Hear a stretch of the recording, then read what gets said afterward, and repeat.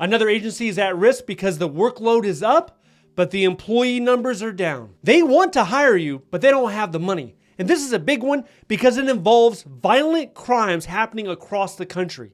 This is going on in the FBI. The number of violent cases reported into the FBI's database has increased by almost 3,000%. It has grown from 400 cases just 6 years ago to 13,000 cases today. Well, this is because of new state laws that require the local law enforcement agencies to actually report into this database. Right now, there's over 1,600 local law enforcement agencies that are using this database.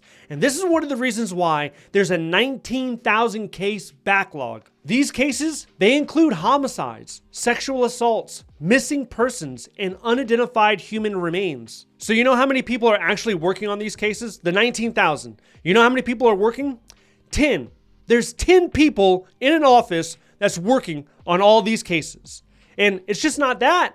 The software that they're using, that's 10 years old. That needs to be updated. But when the cases are actually being reviewed, when the analysis is being conducted, this system, it works. The system allows information to be received after a case goes cold, pattern analysis, and they also link cases with similar cases. But since they don't have enough people to work on all of those cases, over 100 requests for analysis were denied. So this means we need to expand the office, right? We need to get more people in there. But hiring crime analysts seems to be a low priority for this agency. The team, which is called VICAP, or the Violent Criminal Apprehension Program, they requested 3 new hires.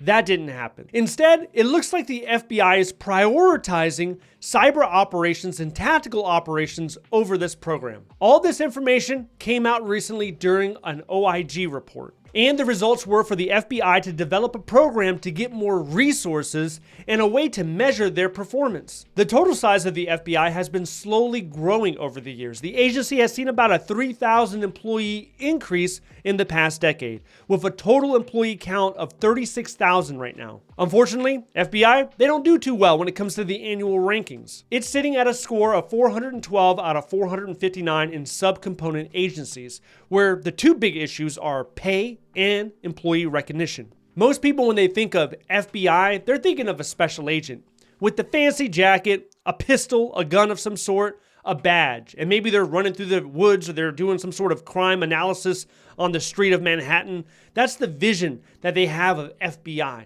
But not every single employee there are special agents. You have administrative support. You have IT support. Let's take a look at this IT job here. This one's in Idaho. They have a salary range of $103,000 to $134,000 a year. If you wanted to apply to a job like this, you can't. At least not on USAJobs.gov. All the FBI jobs there, they don't have that apply button that all the other agencies have. When you click a job announcement, upper right-hand corner, you have apply.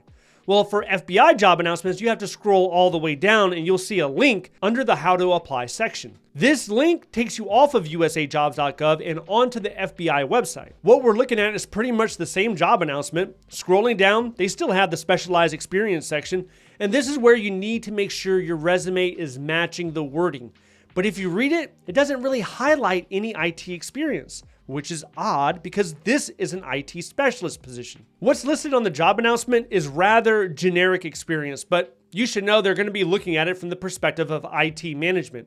It mentions developing flowcharts and diagrams. So you need to mention the time that you did it and how you did it. How successful were you within your resume? So scrolling up to the top, you can see instead of an apply button, it has a start button. When you click that, you are prompted to input your username and password, which means you have to set up another account. So in the situation of somebody wanting to work for the government, they're going to end up on USAJobs.gov. They're going to look through there. Maybe a position at the FBI catches their attention. They click it, hoping to apply, and then they find out there's yet another obstacle. Not only do you have to set up a USAJobs.gov account, now this agency wants you to set up a separate account. Why are we creating multiple obstacles when the hiring process is already convoluted as it is? Another thing to keep in mind is the FBI is basically a sub-agency of the DOJ, which is the Department of Justice.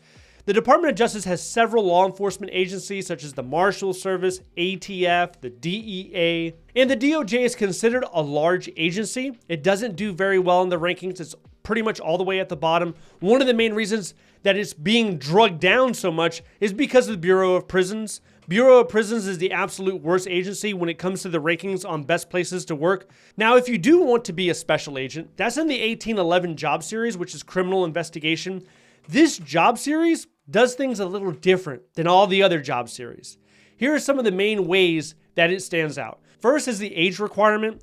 So that's usually 37 years old, 40 years old if you're a veteran. Then you have the drug test. After that, there's an academy requirement. This can be multiple months depending on the agency you're applying to. And there's also a secret or a top secret clearance requirement. This is going to add to the total time of you being onboarded. It's a more lengthy process than if you were getting a public trust or a low risk position. Those type of positions you can get in a lot quicker. So these are all factors to consider as you're pursuing your 1811 position. The FBI has been in the news a lot more in the last couple of years. They're more politicized. So as you've heard recently, they're taking charge of leading the investigation to the assassination attempt that occurred in Pennsylvania. If you are a part of this agency, politics will impact you probably more than other agencies. But if you are interested in getting a federal government job, there could be a lot of questions on your mind about the federal hiring process, about the website USAJobs.gov, about the differences between a lot of different government jobs. I did a live stream recently, answered over a dozen questions. A lot of these questions, they could be on your mind. If you're interested in that, I want you to watch this video next. If you would like to see more videos like this, please click like and subscribe. Thank you so much for watching. I'll see you in the next one.